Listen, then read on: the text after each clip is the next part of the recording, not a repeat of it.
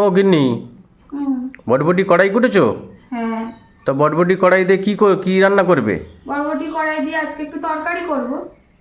শুধু নিরামিষ? হ্যাঁ, না না, ওতে একটু চিংড়ি মাছ দাও। তো চিংড়ি মাছ তো নেই, তাহলে চিংড়ি মাছ নিয়ে আসো, তাহলে চিংড়ি মাছ দিয়ে বরবটি কড়াই দিয়ে করবো। ঠিক আছে, কতক্ষণ লাগবে আনতে? তাহলে চট করে নিয়ে আসো, আর আজকে হচ্ছে চিংড়ি মাছ দিয়ে বরবটি কড়াইয়ের একটা সুন্দর রেসিপি করি। ঠিক আছে, তাই করো।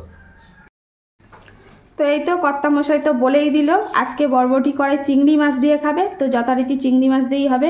কর্তামশাই এনে দিয়েছে চিংড়ি মাছ, তো আমি কিভাবে করি সেটাই তোমাদের সঙ্গে শেয়ার করব। তো এখানে বরবটি কড়াইগুলো এই যে একটু লম্বা লম্বা করে কেটে নিয়েছি, সাথে কিন্তু একটু লম্বা লম্বা করে আলুও কেটে নিয়েছি।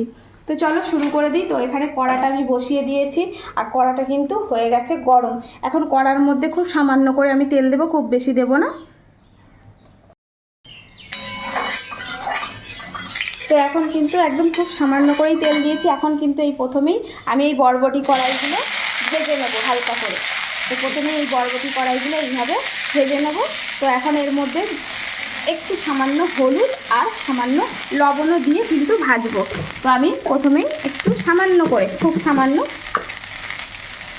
অল্প করে একটু মানে লবণ আর একটু হলুদ দিয়ে দেবো। তো খুব সামান্য করে এখন এইটা বরবটিটাকে একটু ভালো করে ভেজে নেব। তো এই তো এখানে বরবটিগুলো ভালো করে ভেজে ভেজে নিয়েছি একটু।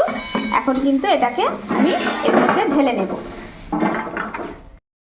আবারও এই কড়াতেই আবারও একটু অল্প করে তেল দিয়ে দেব।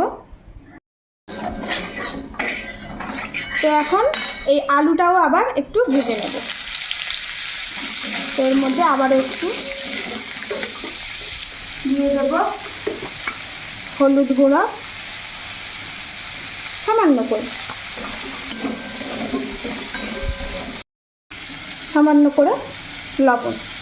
এটাও আবার একটু ভালো করে আলুটাকে আমি ভেজে নেব। তো এই তো আলুগুলো ভাজা হয়ে গেছে, এখন আলুগুলোও কিন্তু তুলে ফেলবো। এখন কড়ার মধ্যে দিয়ে দেব একটু তেল। তো এখন দিয়ে দেব কুচনো পেঁয়াজ, আর দিয়ে দেবো একটু কাঁচা লঙ্কা।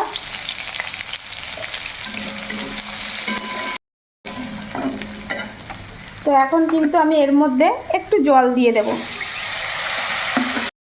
এখন দিয়ে দেব এর মধ্যে 1 চামচ আদা রসুন বাটা। তো এখন দিয়ে দেব 1/2 চামচ মতন হলুদ, 1/2 চামচ লঙ্কার গুঁড়ো, স্বাদ মতন একটু লবণ,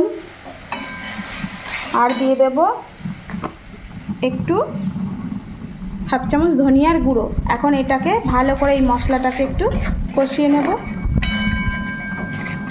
তো এখন হচ্ছে মশলাটা একটু কষিয়ে নিয়েছি, এখন কিন্তু এর মধ্যে আমি দিয়ে দেবো এই চিংড়ি মাছটা। তো এই চিংড়ি মাছটা আবার এই মশলার সঙ্গে আমি কিন্তু বেশ ভালো করে এখন মিনিট 3 ধরে কষিয়ে নেব। তো চিংড়ি মাছ আর মশলাটা বেশ ভালো করে একদম কষিয়ে নিয়েছি। এখন এই পর্যায়ে কিন্তু দিয়ে দেবো এই যে বরবটি কড়াই আর এই আলুটা, যেটা কিনা আমি ভেজে রেখেছিলাম। তো এখন কিন্তু এটাকে এই মশলার সঙ্গে বেশ সুন্দর করে কিন্তু কষিয়ে নেব। এই তো একদম সুন্দর করে কষিয়ে নিয়েছি, একদম তেলটা উপরের দিকে উঠে আছে। তো এই পর্যায়ে কিন্তু এখন খুব সামান্য করে আমি জল দিয়ে দেব। একদম বেশি দেব না, যেহেতু এটা একদম শুকনো চচ্চড়ি মতন হবে, তরকারি মতন, তাই আমি কিন্তু জলটা বেশি দেব না। তো এই তো এই যে জল দিয়ে দিলাম। এখন কিন্তু এটাকে একটু ঢেকে দেব, যেটুকু সিদ্ধ হতে বাকি আছে সেটুকু সিদ্ধও হয়ে যাবে, আর এই জলটাও শুকনো হয়ে যাবে। তো এই তো মিনিট 5 পরে একদম ঢাকাটা খুলছি, আর একদম কিন্তু রসটা শুকনো হয়ে গেছে। আর এই পর্যায়ে কিন্তু আমার একদম তরকারি কিন্তু রেডি। তরকারিটা ঢেলে ফেলবো।